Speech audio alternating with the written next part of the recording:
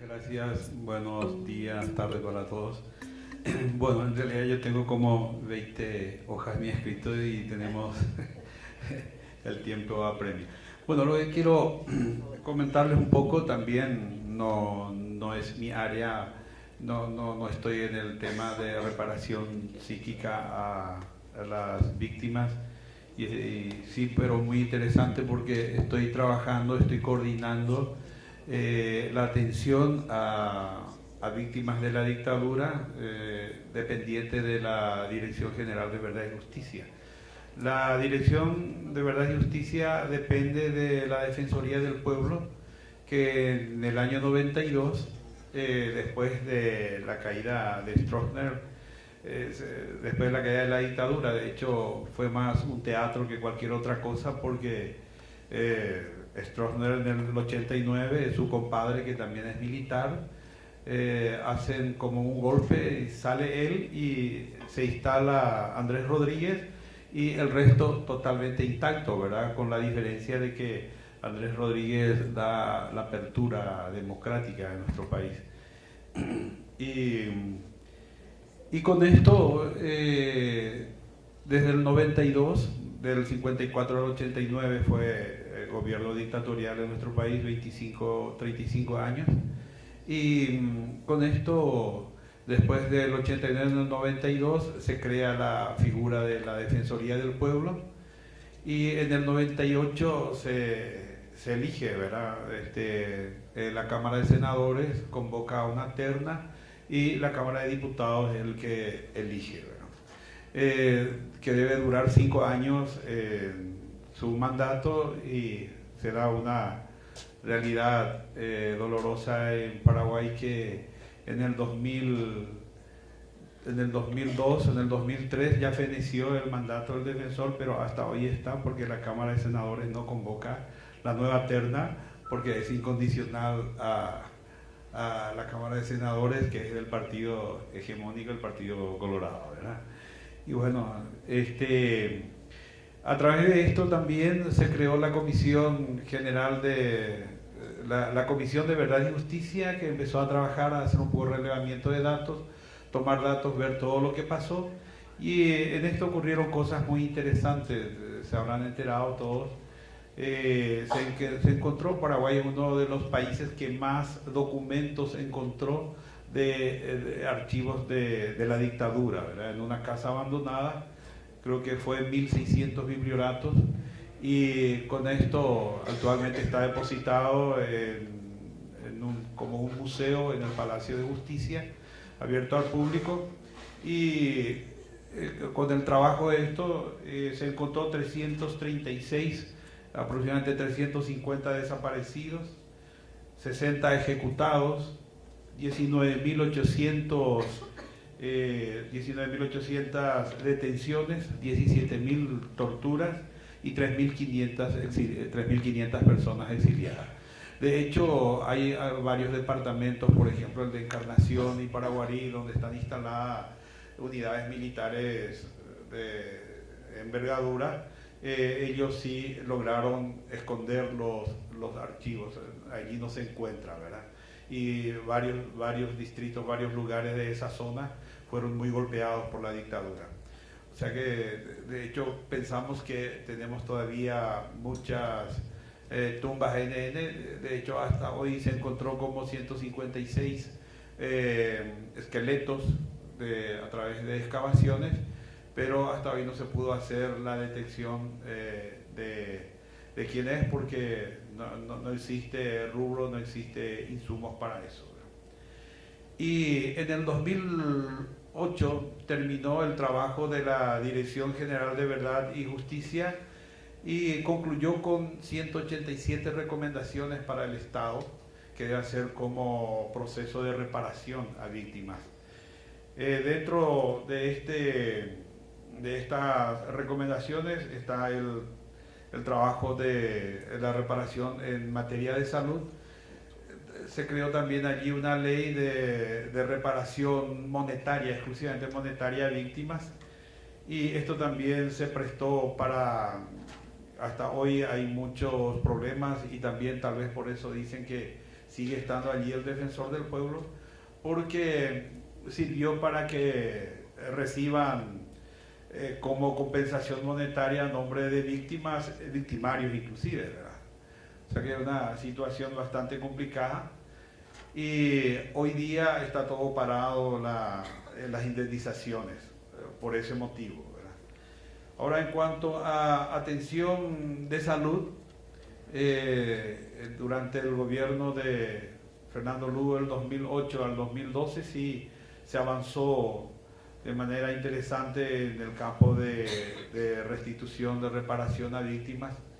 Se ha llegado a un convenio de cooperación con el Ministerio de Salud para garantizar la atención, le llamamos nosotros en lo posible integral, porque creo que es muy interesante lo que salió ayer y seguramente vamos a discutir más de esto, porque nosotros tenemos algunas ideas al respecto, ¿verdad?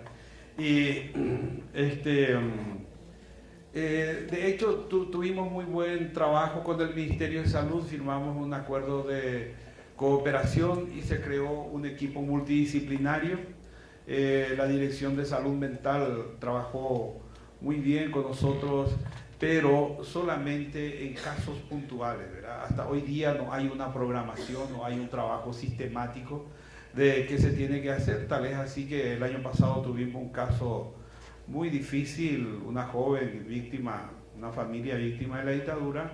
Una joven falleció en un accidente de tránsito, algunos dicen que se suicidó, otros dicen que fue accidente. Lo que sí que una semana después se suicida su hermano, y una semana después la mamá también intenta. Por el motivo es el sentimiento de culpa del tema de que se han metido en contra del gobierno de Stroessner, ¿verdad? Y fue todo un tema, pero claro, el Ministerio de Salud armó todo un equipo y se le hizo la asistencia y un trabajo de contención, pero hoy día ya en menos de un año eso se terminó. Sin embargo, nosotros consideramos que el trabajo tiene que ser continuo, y por la cantidad de familias que tenemos, es lo que les mencioné, ¿verdad? Y en ese tema de la reparación no es fácil, porque esta ley que se había creado es exclusivamente monetario, y después hay una organización de víctimas de la dictadura que están relativamente organizados, y con ellos se trabaja para ir exigiendo las reivindicaciones, ¿verdad? Los pedidos. Como no le alcanzaba a los hijos de las víctimas, entonces se llegó otra vez a crear otra ley, y se amplió, más o menos va como una realidad de Uruguay, así como estuve escuchando, ¿verdad? Con esto mejoró un poco. Después también el tema de en Paraguay la salud no es gratis. En el 2008 sí, primera vez se dio la gratuidad, y también con el enfoque de derecho y a través de la estrategia de atención primaria. Fue uno de los programas emblemáticos del gobierno de Fernando Lugo, pero como sabemos en el 2012 fue destituido, y bueno, con esto fue un desbande total. De hecho, la estrategia de atención primaria es un trabajo hermoso que hemos aprendido de la ALAMES, de la Asociación Latinoamericana de Medicina Social, y una copia que vinimos a conocer las experiencias de Brasil. Estuvimos en Río, en San Pablo, una experiencia muy interesante del Sistema Único de Salud, de la estrategia de atención primaria. Y bueno, hoy día es cualquier cosa en Paraguay la estrategia de atención primaria, ¿verdad? Ya no tiene la cantidad de profesionales requerida, prácticamente está otra vez privatizado, y por supuesto, como hay un convenio de cooperación con el Ministerio de Salud a través de la dirección referente a víctimas, tratamos de hacer lo que se puede, ¿verdad? Y bueno, con esto las organizaciones de víctimas siguen peleando por sus derechos y nosotros acompañamos todo lo que se puede, y como para cada pedido, para cada reivindicación que se hace, como no hay ley, como no hay reglamento, como no hay nada, se tiene que estar buscando qué se puede hacer. Ahora acabamos de presentar un proyecto de ley y le llamamos reparación integral, ¿verdad? Porque queremos abarcar, tuvimos una experiencia de Chile, que los familiares, hijos de víctimas, reciben una beca para sus estudios universitarios, ¿verdad? 10 meses al año, según lo que tenemos la información, reciben una beca para poder proseguir sus estudios, ¿verdad? También en el campo de viviendas sociales se le da como un derecho especial, podríamos decirle, y que sí se beneficie con este servicio social también, ¿verdad? Y estamos en eso. En realidad, como le estaba diciendo, no tenemos muchas actividades que se hacen. ¿Por qué? Porque sigue estando lo del Partido Colorado absolutamente todo en el poder. Tal es así que actualmente el procurador, por ejemplo, el que rechaza absolutamente todo y el que empezó a criticar duramente al defensor, es hijo de uno de los represores más sanguinarios que tuvo el Paraguay. Por lo tanto, en este momento no es fácil la situación, y bueno, eso es lo que yo quería socializar un poco con ustedes, y en la discusión del documento seguramente voy a proponer algunas cositas referentes al tema integralidad. ¿Por qué digo integral? Porque abarcamos un poco, bueno, como la doctora estuvo diciendo hace rato, la salud es una responsabilidad del Estado y está medido a través de determinantes sociales. Y bueno, ¿cuáles son los determinantes sociales? Si yo no tengo una vivienda digna, ¿es vivir bien o es saludable? ¿Verdad? Si no tengo trabajo, y aparte de eso, todos los que fueron críticos al sistema hasta hoy día siguen, si no en la pobreza, en la extrema pobreza, ¿verdad? ¿Por qué? Porque no tienen ni la más mínima posibilidad de conseguir trabajo, como ya le estoy comentando el tema estudios también, ¿verdad? No sé si hoy día la prensa permanentemente está sacando, primera vez en la historia, de estudiantes universitarios sitiaron las universidades públicas y no dejaron que entren las autoridades, y pidieron que se intervenga inmediatamente varias carreras. Tal es así que la Universidad de Veterinaria, el decano de Veterinaria, su esposa, su hija, que todavía no terminó la secundaria, ya tiene 2 salarios con el rubro de docente, ¿verdad? Y tiene unos cuantos familiares paseándose por Estados Unidos y una serie de otras cosas, pero dio la paradoja que no solamente en la Facultad de Veterinaria, sino que en casi todas las carreras. Y estamos en esta situación actual, ¿verdad? Y bueno, esta es la situación que estamos viviendo en Paraguay, y gracias por la invitación. Yo creo que tenemos mucho para aprender de ustedes. Estuve escuchando que Brasil está empezando, y quiere decir que nosotros estamos gateando, estamos en pañales más o menos, ¿verdad? Todavía. Así que muchas gracias. Bueno, esta fue la mesa sintomática de la jornada, ¿no? La mesa de reparación psíquica, donde nadie trabaja sobre reparación psíquica, ¿no? Todos se presentaron así.